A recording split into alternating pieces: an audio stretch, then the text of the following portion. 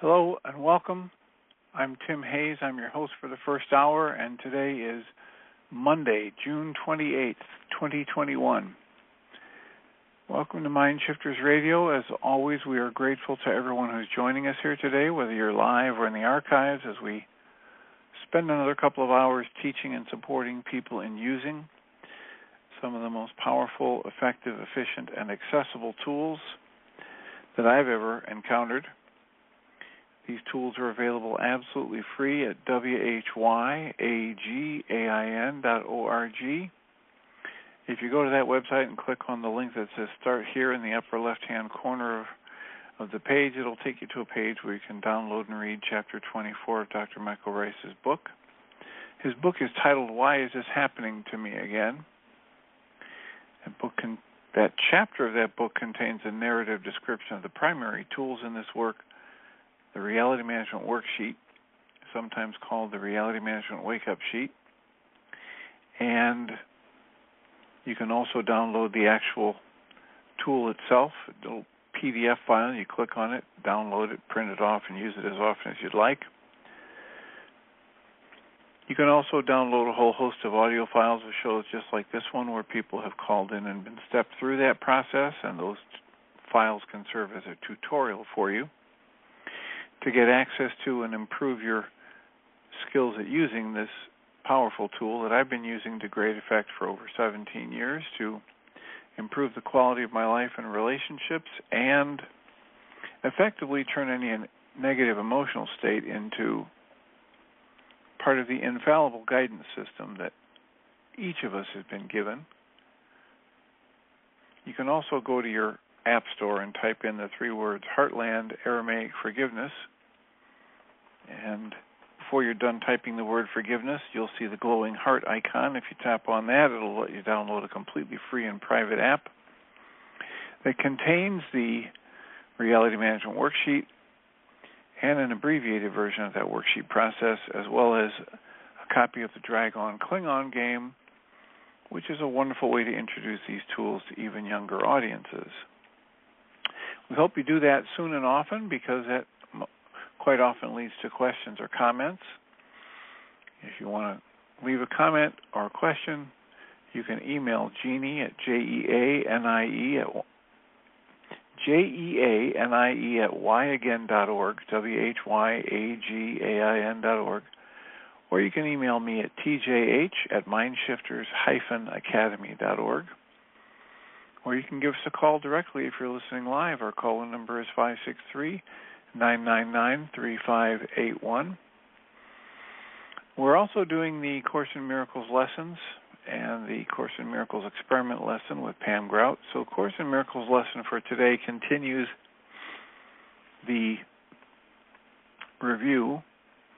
Today is the 179th day of the year, and that's lesson 179 is a review that begins with the reminder, creation is but love, and therefore so am I. And the review of lesson 167 is, there is one life, and that I share with the Creator. Lesson 168, your grace is given me, I claim it now. The Creator is but love, and therefore so am I.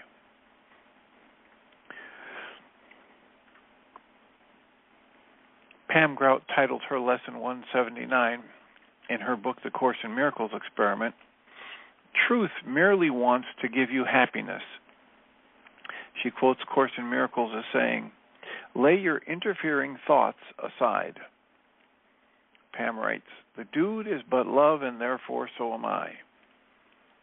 Love is all there is, and I claim grace now. Pam writes, my thoughts provide an endless source of entertainment. Most of the time, they replay the past or construct a future. But believing today is going to resemble yesterday, I leave no room for change, no room for the endless fruits with which the universe so doggedly tries to entrust. Instead of viewing the delicious juiciness of this one-of-a-kind moment, I kick it down the street like a discarded Coca-Cola can. As A Course in Miracles so clearly states, Without the continuity of old ideas and sick beliefs, present confidence directs the way. Every time I head out on a new trip, I decide in advance I'm going to have a great time. I picture amazing adventures, laughter, everything working out with ease and grace. And well, guess what? That's exactly what I get. So, Course in Miracles experiment. The dude is but love, and therefore so am I. Review of Lesson 167. Love is all there is. Lesson 168. I claim grace now. So that's our Course in Miracles lesson for today and the Course in Miracles experiment commentary. And we have 51 minutes left to entertain your comments, questions, answers, or soliloquies, and to refine our understanding of these tools and how to apply them directly in our lives to great benefit. We have 2 more. This is another week coming up, so we have 2 more support groups coming up available, one tomorrow night and one Thursday night from 6:30 to 9 p.m. Central Time. Information about how to join us on either of those is available at mindshiftersacademy.org website. And please do remember there's a separate login page for each day. It doesn't work very well if you try to log in on a Tuesday using the information from Thursday. And I can say that with great assuredness because we have had people try it and get frustrated and then text me and call me and email me. It always works better if you're plugging in the right ID number for the Zoom meeting. So how can we support you? What's on your mind today? What would be a useful way to spend this next hour? Susan, are you there? I'm here. Hi, Dr. Kim. I want to start out with a little testimonial about my son whose work with you put him in a healthy enough frame of mind that he was able to see things just a little bit differently and decide to do some things that hadn't really occurred to him before, including calling the head guy at the hospital, who has never been a very easy person for my son to get along with. He's been brusque and impatient and judgmental and so forth. But my son thought, I'm just going to call him and tell him what's up. And he was very pleasantly surprised. The boss said, we've been pretty hard on all the doctors here. The situation's terrible. And I've known, because you told me that you have had anxiety and you have certain issues that you're dealing with. I also know that you have a son that has been having emotional issues and you've been concerned about that. I just want to say, if and when you decide to return to practicing medicine, we will do everything we can to make things comfortable for you. If it means working half a day a week, doing only emergencies, having no call, not being on call ever, taking only certain kinds of operations, you've been a huge asset and we'll take you any way we can. But you take the time you need. And Jonathan had said to him he felt just very guilty and badly about letting his fellow doctors on the team down. And his boss said, we've got all that covered. Don't worry about that. No guilt is necessary. We know how bad it's been, and we just haven't been reading your signals, and you're doing exactly what you should do, and you should take as much time as you need. Well, of course, my son was extremely relieved, and he's still working with his thought disorders about not making money or letting people down, but the meeting caused a shift, and it was one meeting and one worksheet. So I just wanted to thank you so much for that. Well, you're entirely welcome and deserving, and the real thanks goes to your son for being willing to do the work, because as you know, the worksheet doesn't hold the power. It's the willingness of the person who picks up the tool to apply that tool and to face what they need to face within inside of themselves that creates the change.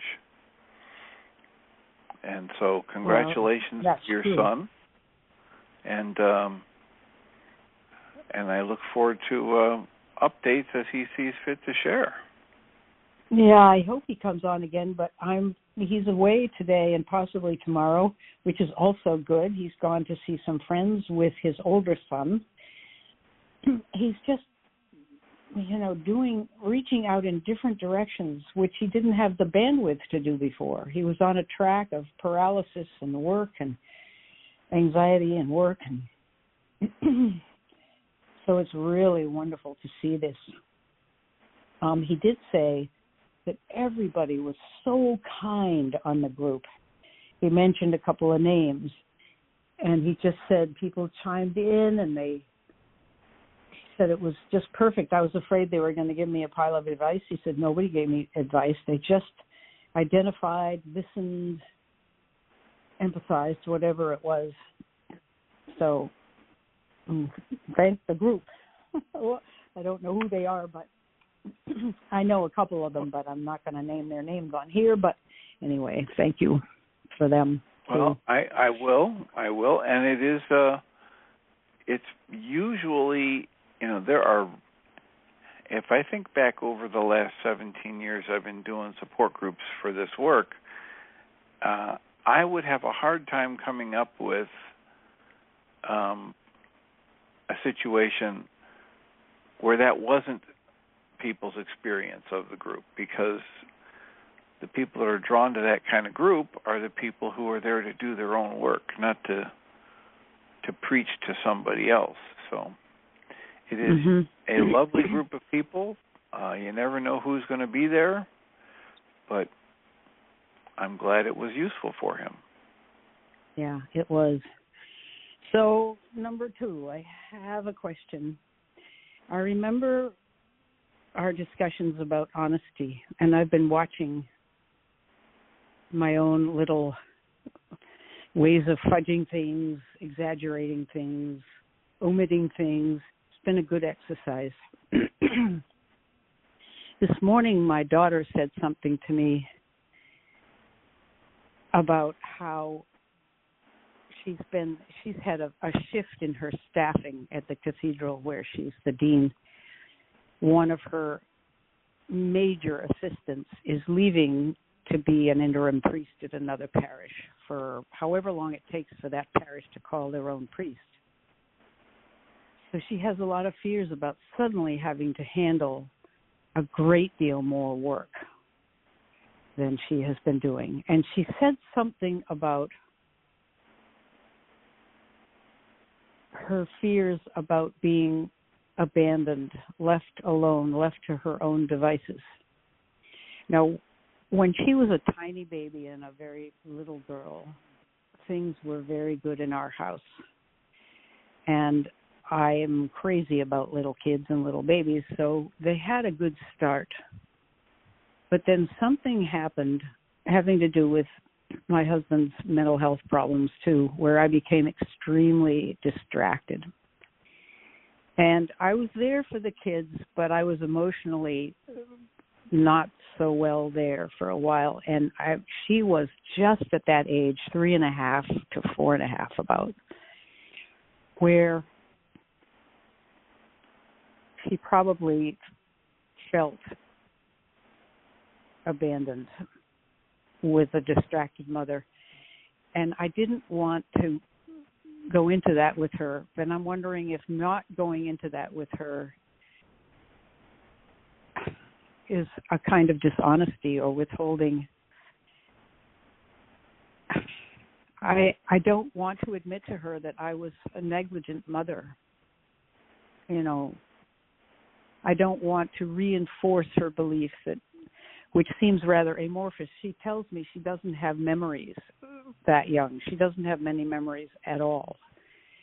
And I've been thinking to myself, well, that's probably a good thing. I don't know how much to tell her, and I'm afraid to tell her things. Well,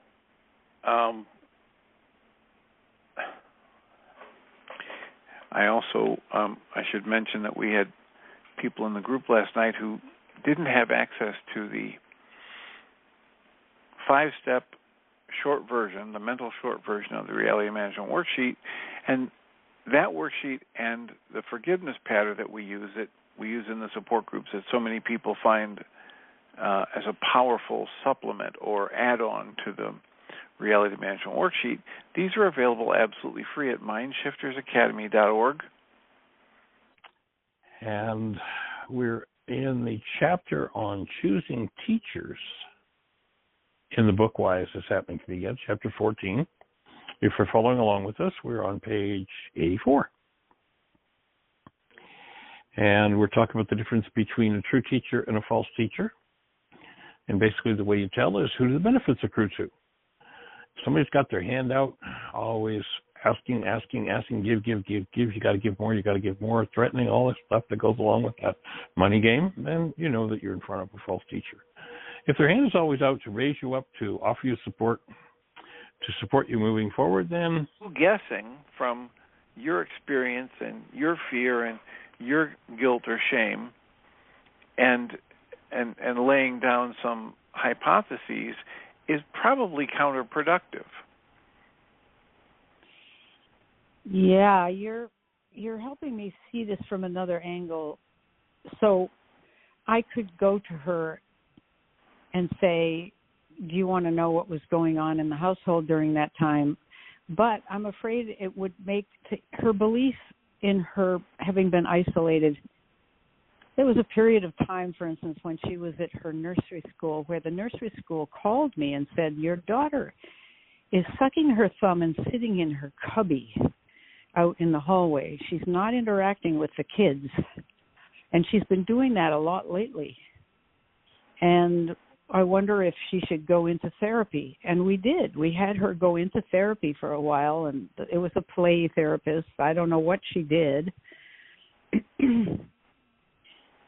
And they called Tim and me in to talk. And Tim was, just so self-involved then. He was in so much emotional pain himself that he really wasn't engaged much. And I was very distracted too. And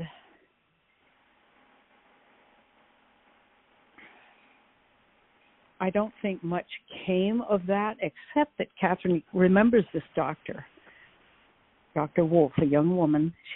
She remembers her very lovingly and fondly because I guess Dr. Wolf just played with her and paid a lot of attention to her.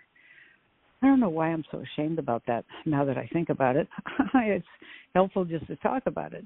I mean, that's the way it was, and I neglected her. We didn't play as much during that time. Yeah. Well, and your assessment that you neglected her is a very harsh and judgmental assessment. You could just as easily stay closer to the facts and say there were changes in our family pattern and interactions, and so I didn't have as much time to devote to the kids as I did before Tim had his upset. And then you're taking the judgment out of it. You're just discerning that there was this change. Yeah. I guess I didn't want to. And that's what we recommend time and time again, is to catch the judgments, catch the negativity, and dismantle it as soon as possible.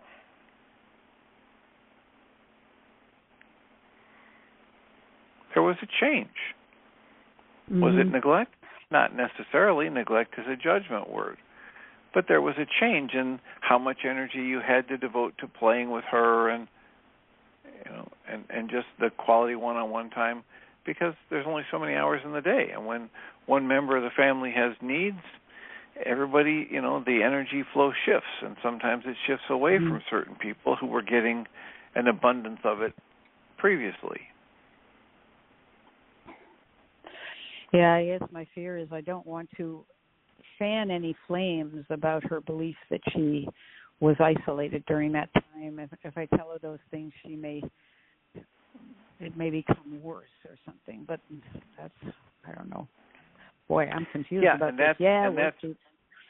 That's your fear, right? And then it's your kind of catastrophizing, and then assuming that what you say and do is going to cause emotion in the other person, and it doesn't do that. So that's what I would recommend, is that you don't start offering it up. And if for whatever reason, if she's doing her own work and she comes to you and asks, gee, what was going on during this period of my life, then you answer her as honestly as you can. And of course, even prior to that, you don't wait for that. If you're really serious about doing your work, you start doing your worksheets on your fear. Yeah. The fear you have that if you say or do something in interaction with your daughter, it's going to create problems for her or upset for her, because that's just your fear cycle again. That's got nothing really to do with your daughter.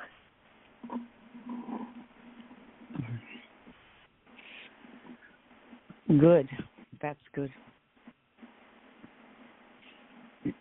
I've made a little 5-step plus patter sheet, and I've been using that instead of the big worksheet.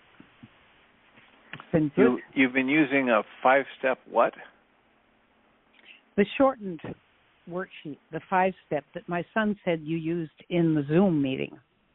He said it was very good, but I've added in the patter steps. So that that's what I recommend. That's what we do most often in the support group, or when I'm introducing it to people. And then that's very good. And the forgiveness patter is simply, a combination of what I've heard some of the best teachers over the years include Dr. Michael Ryce and Julie Haverstick and some of the people that were at intensives I've been to, the different phrases they've used, and then, things I've picked up from other trainings like EMDR and coherence therapy and things like that. And that's what that forgiveness patter is. It's this combination of statements, observations, positions that I can put myself in that open, allowing space. That's all that is. Mm-hmm. It's really good. And to introduce people to the work that way is also really good.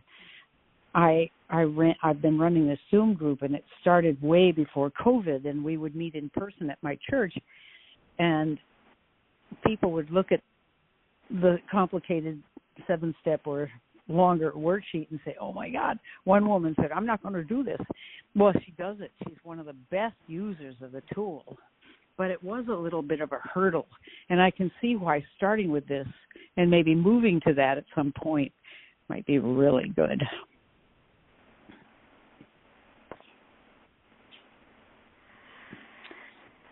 Well, and that, just for anybody who's listening, that material that you're talking about is available at mindshiftersacademy.org on the educational materials page. It's the 5-step mental short version of the worksheet and the forgiveness patter. They're both available for free download on mindshiftersacademy.org on the educational material page. Okay, now I have another question, and that is about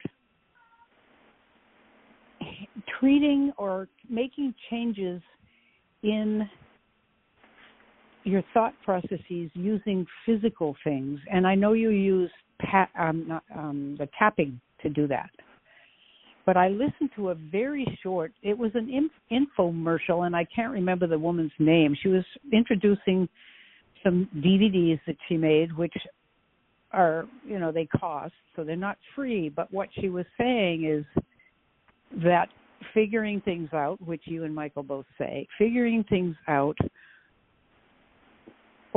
and I'm adding, even perhaps in some cases doing a worksheet might not be as useful as finding a physical way to change neural pathways, something physical. She talked about epigenetics, mentioned generational trauma sitting in your DNA, so she's definitely getting onto something. I should try to find that and send it to you. It was a very nice short thing, but then I looked at her work, and there are lots of DVDs having to do with bodily flexibility, spine work, and I thought, oh my goodness, this sounds like another approach to yoga or physical fitness, and it might be very useful, but I just didn't want to go into that because I tend to dig too many little shallow wells, and I want to keep digging my deep ones. But I thought of you and the tapping. I've never been very good at using the tapping. I know how to do it, but I have never found it very helpful. So I was wondering if at any point you could explain tapping in more detail than you have. And maybe you don't want to do that today or at all, or you could point us to a link or something, or me to a link. Well, the idea is that the emotional freedom technique tapping and most of the other tapping techniques that have evolved from it, it grew out of knowledge of the acupuncture meridians, and rather than using needles, people were using pressure, so acupressure. And there was one particular very complex, very high proprietary technique called thought field therapy, TFT tapping. And it had very specific algorithms and tapping sequences for this problem versus that problem, etc. And a gentleman that took that and found it was highly effective, amazing work. But he spent, thousands and thousands and thousands of dollars learning this proprietary tapping, and it dawned on him that it didn't have to be that complicated. And he had one of those, he calls it a God moment, one of those download insights flashes, and he realized he could just instruct people on how to tap on all of the acupuncture meridians whenever they were upset, and whichever one needed to get adjusted would get adjusted. And so he created this technique and started having great results, and then wrote about it in an 80-page PDF file and put it on the internet for free. And that was the beginning of EFT tapping. And since then, it has been expanded, it's been ripped off, it's been augmented, it's been used very, very successfully by different people. It's been recommend is that we train ourselves to recognize, oh, this is a sign of pain. This is not an indication for a new pair of shoes. Right. He had Parkinson's. He got Parkinson's, and I felt very supportive of him, but I had those triggers 24/7 because he was very, very unconsciously projecting verbal abuse onto me, like anytime he can. Anyway, but and I did find at that time Patricia Evans to help work on that, and I really wanted to work on it with him, and he was semi-open to it, because he didn't want to leave, and so, but I told him that I can't be around that. And so we were working on a process of doing some of the exercises of, not your exercises though, Patricia Evans, and I was going to 12-step groups and adult children of alcoholics and everything else, and he just had it with that. He said, "You know what? Don't ever bring that stuff up to me ever again." And I thought, okay, well, where does that take me? And it took me to say, well, it takes two to be in a relationship, and I want to work on my stuff, even though I listen to you right now, and I don't see how I really was working on it. It was this superficial stuff that I got out of verbal abuse author, and it's not bad, but yours is on such a deeper level than I can ever imagine that there's anything deeper.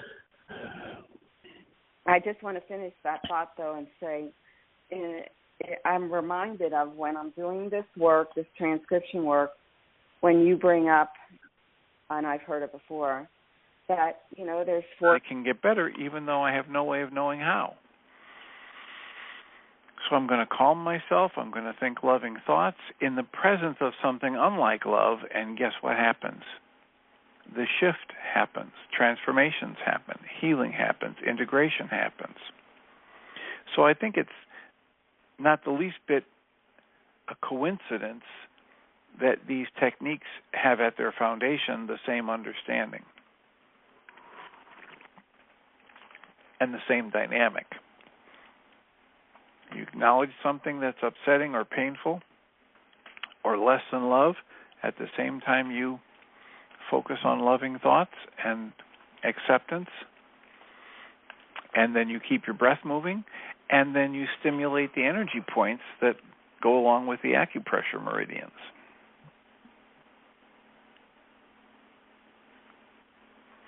So that would be what I would say about EFT.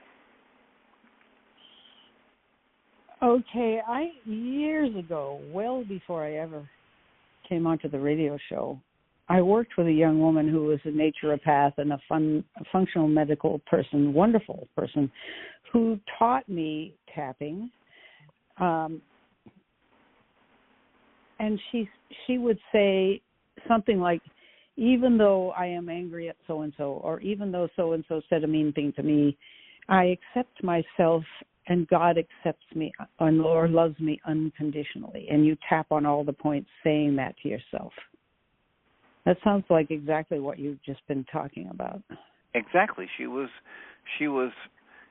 either using exactly what Gary Craig was teaching, or she was making slight modifications to the core of what Gary Craig taught in the original EFT tap.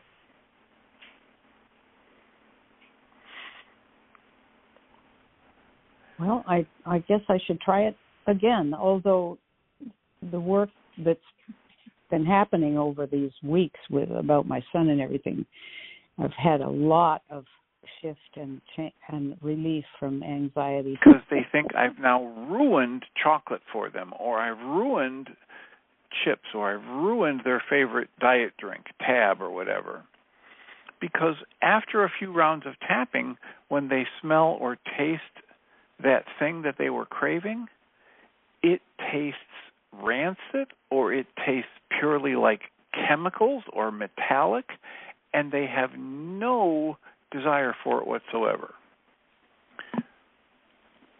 And I avoid full frontal attack by some of those people by calmly reassuring them that it's going to be okay, because the next time their issues get triggered, the craving is going to come up, and if they don't do the tapping, they just go to their drug of choice, it's going to seem as wonderful as ever.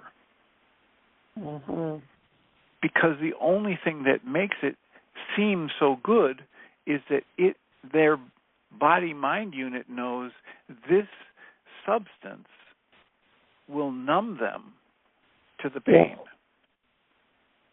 But I've literally had people they bring their own chips, their favorite chips, and they open the bag and they smell it, and it smells so good, and they can't wait to to have a bite of their chip, and we say, well, don't do that yet. Do 1 or 2 or 3 rounds of tapping, and now smell the chips and get ready to see if you want to taste it. On a number of occasions, people have reported, oh, my God. Charlie says, thanks, but that wasn't quite what I asked. I was wondering what my dad meant when he said that it was all OCD. Did he mean that it shouldn't be on my mind? That's the way I took it. I'm wondering if you agree. I answer, I agree with your dad. It's all the beast. Then there's another thing he had to say. He was going for a flight lesson and it was canceled because of weather. So he says, can you talk on the phone for a minute? And I said, no, more beast. I start to, when I've built up the practice of looking at every negative emotion I have as my alarm system, and I use it to trigger the use of the tools, my life starts to get better by leaps and bounds. Yeah. You know, it's almost as if I feel as if I have to have something to fuss about. Good grief. Well, the good news is you'll never run out of things to fuss about. Okay. Right? If that's your conclusion, that you're only going to be safe when you have stuff to fuss about, the good news is you'll never run out of things, because you can fuss about anything. You can rationalize your fussy emotions over an errant thought, over anything that doesn't add up to be exactly the way your mind tells you it should be. And it's quite useful for us to remember that when we're having a negative emotion or, a negative thought about ourselves or somebody else or a negative emotion, we can instantly know 3 things. The first one is it's a lie or it's based on a falsehood. The next one is it is old stuff. It's not about what's going on in the moment. Course in Miracles and Way of Mastery both tell us we're never upset for the reason we think we are. We're never upset about what's going on in the present moment. Because if we're alive and awake and aware in the present moment, there isn't this negative emotional state. There's either aliveness, joy, and compassion, or there's action to correct something that needs to be corrected. And the truth of the moment acts on me, and then I act on the moment. I'm an agent of, life, and whatever needs to be done, the action just flows. But if there's a negative emotional state, it's an indication that my thought process is out of alignment with what actually is. And or an old energy that I've stored in my system has gotten activated. Right. I'm so glad you fleshed that out, because when you first said, well, you'll never have a time when there isn't something to fuss about, and I thought you were saying the world is scary and dangerous and there's always something to fuss about. But then you... So thank you very much, because I really believed you. I thought, oh, yeah, that's true. So, oh, my God, that was a scary moment, Dr. Tim. If you hadn't figured to say it. Did you catch yourself doing that?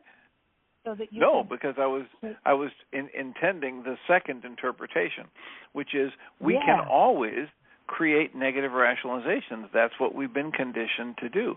It doesn't mean that there's something bad going on or that we should be in fear. It just means we can create a negative emotion in any state.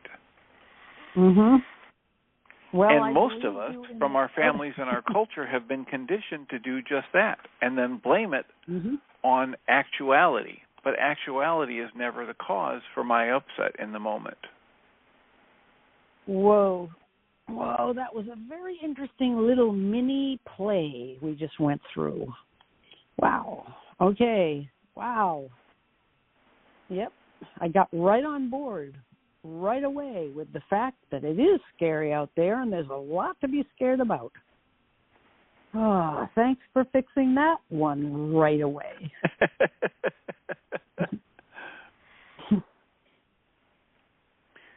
Well, I mean, that's why we have, great teachings like Course in Miracles and the Way of Mastery to remind us that we're never upset for the reason we think we are.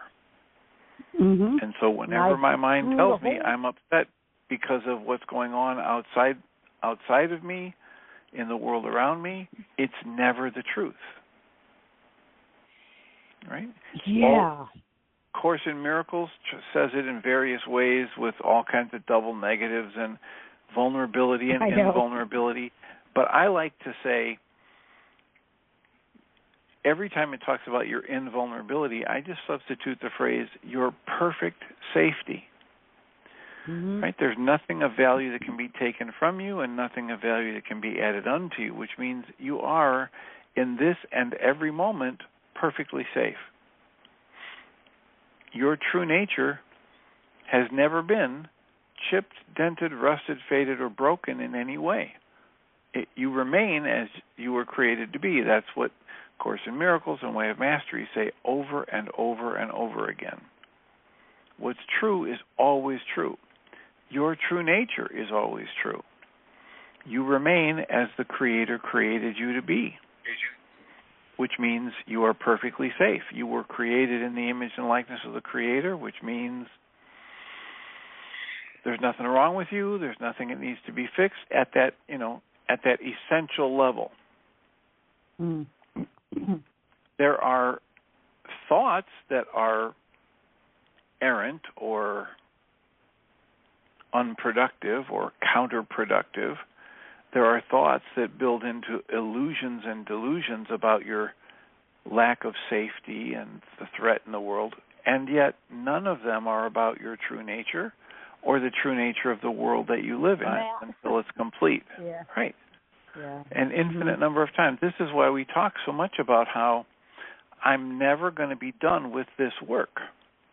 And as soon as I say that, I remember people, one gentleman in particular, a very bright, very loving guy. He used to all but fly into a rage in the support group when I would say something like that.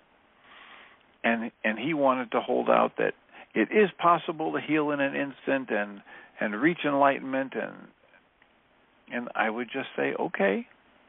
And then he would, choose whether or not to get even more upset or relax. But the idea is, I know from my work within myself that it's a trap for me to think I'm done or that I will be done with one of my sets of issues.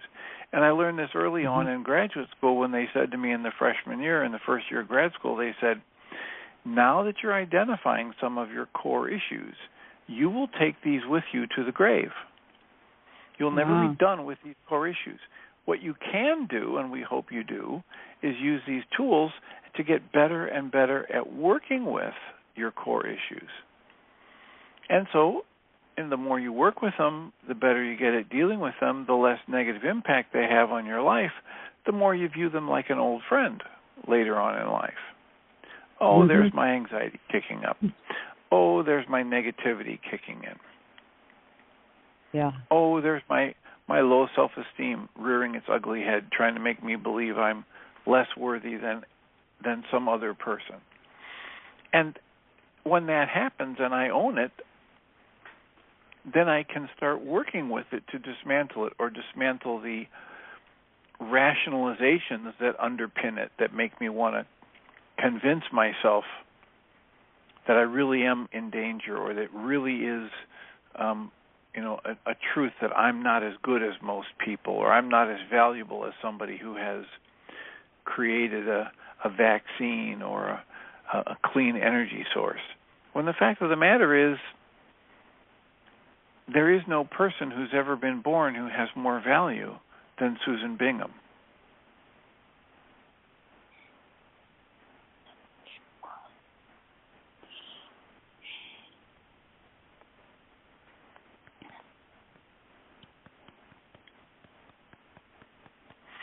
I know you say this to everybody, Dr. Tim, and I believe it is true, but when you say that to me, I get a case of the squirms, and that's worthy of another worksheet. It's just, it's like huge voltage. Yeah. I gave that mind shifter once to Michelle in on the internet show, and it just erupted. I'd never given it to anybody before, but it's something like it's safe and healing for me to understand that I have as much value as any human being that's ever been born or ever will be born. Something to that effect. I don't remember exactly how it came out. And she went away and came back a day or two later and was offering me the feedback that she couldn't do that because she doesn't believe that she's more valuable than anybody else. And I had to correct her that that's not what the mind shifter said. Right. The mind shifter says she has exactly the same value as everybody else who has ever been or ever will be. Mm-hmm. And once again, her mind did the same kind of thing that yours did, and it flipped it to the negative right away. Yeah, that's exactly right. Oh, it has an element of too much. It has an element of what? Too much attention. Too much. Too much attention. Have you ever seen?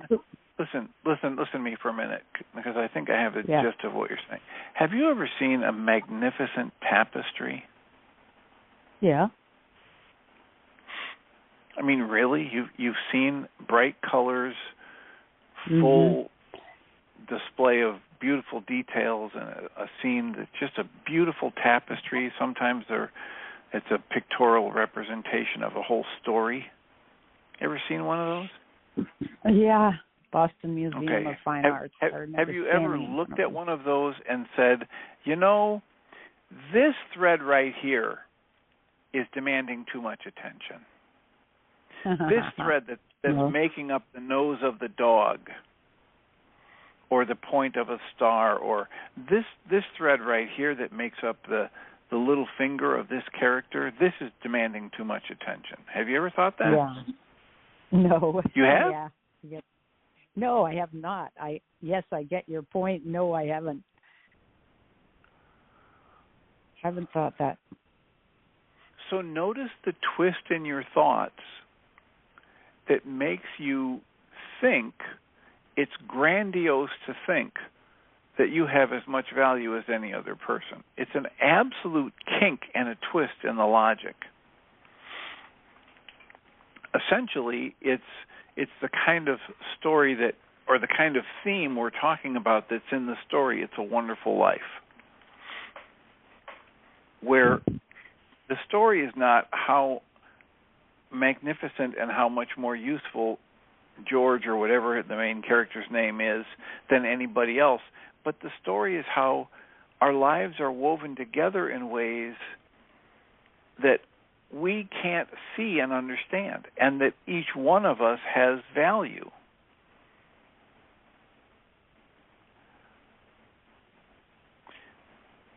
And sometimes ego wants to kick in and fight for grandiosity, or ego can also fight for inferiority. Believe it or not, it's the same thing.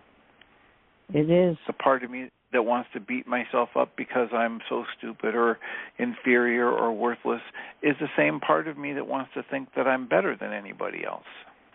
Mm-hmm. It's just a thought process. It's a rationalization. Mm-hmm. And in truth, it's delusional. You know, that makes total sense. If you had said, though, that Susan Bingham and Magda Preston had the same value or were infinitely valuable, I would be totally peaceful about it. There's something about just the being singled out. It's just a lot to take. And yet I know what you're saying, and it's silly to be focused on that, but it was just a physical reaction. Right, but it isn't silly to be focused on. It's a really good thing to pay attention to because of what your mind energy, what your thought process did with it. And the more you unpack it, the more you can dismantle it. The more you can move closer to that realization of the truth of your true nature. And it becomes far more than just words as you sit in the realization. As you dismantle the false thoughts, then it becomes an experience you have that you're as valuable as anybody else, and that we're all just threads in this magnificent tapestry of life. Whether you're Elon Musk or you're the person who's struggling to get off of heroin or cocaine in some halfway house, you don't have any greater or lesser value in the bigger plan of things than anybody else. Mm-hmm.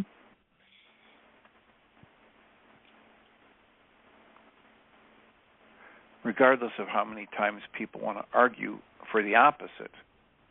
Mm-hmm. Yeah.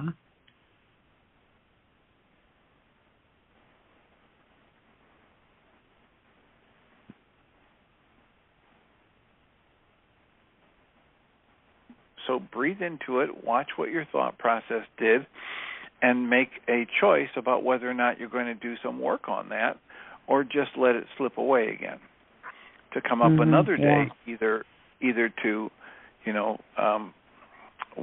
ambush you when you're least expecting it, or if you're going to be proactive about it and say, wow, that was really interesting. When Dr. Tim said that, I had this visceral reaction. I'm going to do some worksheets on that. I don't want that visceral reaction laying dormant in me, just waiting for the next time it gets triggered. And, Lord knows when it might happen. It might happen in interaction with one of my children or one of my grandchildren or one of my good friends, and then produce results that I don't really want. Right. Yeah, I've got to have a look at that because there were a lot of complicated feelings about all that. A ton of them, actually. I wrote down my little assignment. As we talk about it in this work, when I do that work, of course, in Miracles says, when you heal, you are never healed alone. It says, millions yet unborn will benefit from the work you do today. Well, even more to the point for those of us who have offspring, they're energetically connected to us even more immediately. So my children and my grandchildren benefit when I do my work. And my work includes recognizing the part of me that doesn't want to think I am as valuable and worthwhile as anybody else. My work also includes any thought I might have that I am more valuable than anyone else. Mm-hmm. That's as false a thought as I'm not as good as anyone else. Oh, I understand totally. There are some other elements to it. I'm not even sure what they are right now, but those are subsidiary issues. But we don't have to spend any more time on it. Quick, let's get off the subject. Well, because you want to race off and do some worksheets, okay. Right, just be off the hook. That's the kind of thing that some people do when something gets triggered. They just say, "Hey, it's up for me now, so I'm going to go do the work right now," whether it's worksheets or mind shifters. Yep. So if that's enough of that, then we'll just say, all right, thank you for the call, and we won't keep talking about it. We'll just move on, unless you've got another point you want to make. No, that's good, Dr. Tim. Thanks. All right. Thank you for the call, as always. Blessings. You too. So we have maybe 2.5 minutes left, 3 minutes left before the switch over for the second hour. Our call-in number is 563-999-3581. And you can either call just to say hello, or you can wait for the second hour of Michael and Jeannie to make the transition and let them know what's on your mind or what you'd like to discuss or talk about successes or challenges that you're having. And we'll be back again tomorrow, and we have a support group tomorrow and one on Thursday that we encourage you to join and or spread the word about it to anybody that you think might be interested in joining us. We had a testimonial in that call from Susan that those group processes can be highly beneficial. So feel free to join us. Information about how to join us is at mindshiftersacademy.org. On that website has a separate page for Tuesday and Thursday group. And we'd love to have you join us. So, 2 minutes, 36 seconds left. Get ready for our second hour. I am grateful to be able to pass along the torch, the baton, as it were, to, I believe this is Jeannie. I'm turning on Jeannie's microphone to say hello. Welcome, Jeannie Ryce. Thank you. Yeah. So I will just remind us all that we come from love. We're made of this stuff we call love. We actually are love, and everything else is false. Welcome, Jeannie Ryce. Thank you, Dr. Tim. Appreciate you. Have a great show. Thanks.